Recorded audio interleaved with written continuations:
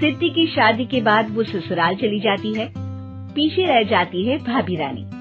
सिद्धि के ससुराल जाते ही भाभी कहती है, अरे वाह जी वाह, सारे कपड़े मेरे। हाय रे पैंट, अरे वाह वाह, मजा आ जाएगा। अरे ये सिद्धि की अलमारी के सामने खड़े होकर क्या बड़बड़ा रही है?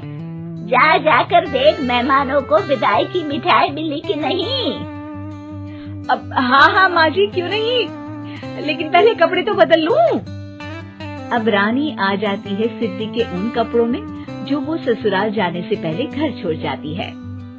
अरे रानी, कुछ दिन रुक जाती। अरे ये तो सिद्धि बिटिया को मैंने ही दिया था, बड़ा ही फबता था उस पर, तुझ पर तो कुछ खास नहीं लग रहा।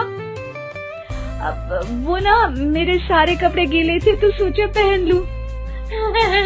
वैसे भी सिद्धि को कौन सा दिन पुराने आउटडेटेड कपड़ों को पहनना है। वैसे भी ये सूट तो मैंने तभी पहना था, वैसे खास है भी नहीं ये। हाँ ठीक है, लेकिन ना मेरी सिद्धि पर तो जमता था।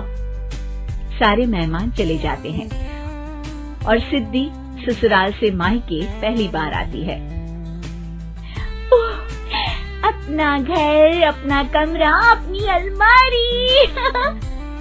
ये बोलकर जैसे ही सिद्धि अलमारी खोलती है तो सामने उसके कपड़ों की जगह कुछ और ही रखा होता है। माँ, ओ माँ, जरा कमरे में तो आना। सास और रानी वहाँ पहुँच जाते हैं। रानी ने पहनी होती है सिद्धि की जींस और टी शर्ट। अरे भाभी, ये क्या?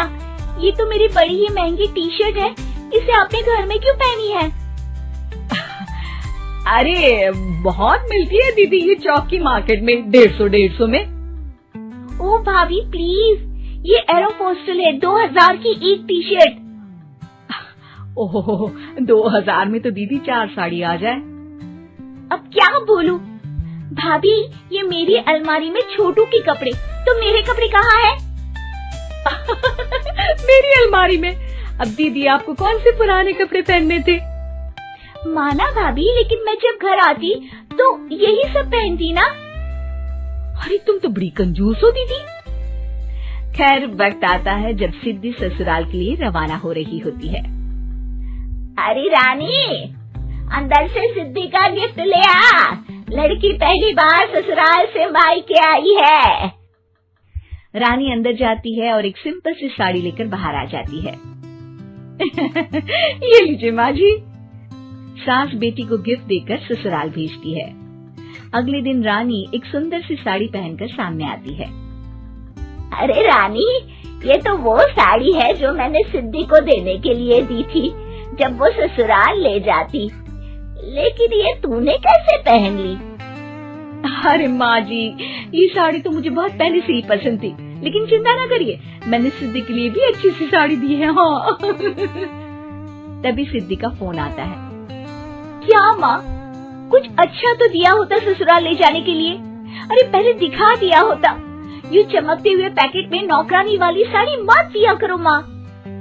अरे बेटे, वो तेरी भाभी ने ना गलती से उससे पैकेट बदल गया। हाँ, मैं कल ही तेरे भाई के हाथ से तेरा वाला पैकेट भेज दूंगी। अरे रहने दो माँ, आई एम श्योर भाभी ने अभी वही साड़ी पहनी होगी जो तुमने मेरे लिए रखी थी। तुम तो समझ नहीं पाई उनको। खैर छोड़ो, मैं ज्यादा बोलती अच्छी नहीं लगती, रहने दो, आपको उन्हीं के साथ रहना है, फिर बात करेंगे। सास को रानी पर गुस्सा आ जाता है। वो उसके कमरे में जाती है जहाँ वो शादी का एल्बम देख रही होती है। रानी, मार्केट जाकर एक ऐसी ही साड़ी लेकर आ, कल प्रतीक जाकर सिद्धि के घर दे आएगा। अरे क्यों माँ जी, कितनी साड़ी देनी है दीदी को? यहाँ कोई सेल लगी है क्या? अरे चुप कर, मेरे बेटी के हिस्से की साड़ी खुद पहन ली, अब ज्यादा ज्ञान बांट रही है। एक दिन सिद्धि का फोन आता है।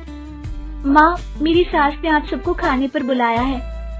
सारे लोग सिद्धि के ससुराल पहुँचते हैं। खाना खाकर वो लोग निकल रहे होते हैं कि सिद्धि की सास सभी को गिफ्ट देती है।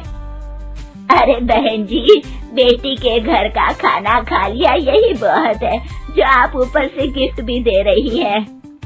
अरे बहन जी, आप भी कहाँ इन बातों पर विश्वास कर रही है। सास सभी को गिफ्ट देती है, लेकिन रानी को जो साड़ी देती है वो अजीब सी हरे रंग की लाल रंग की बड़ी छाप वाली होती है। अरे छी, ये कौन पहनेगा? सासू माँ को तो जरी वाली इतनी सुंदर और मेरे लिए ये नौकरानी वाली।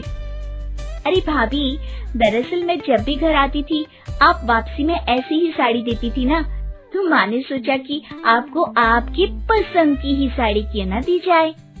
बेचारी रानी, बोलती भी तो क्या।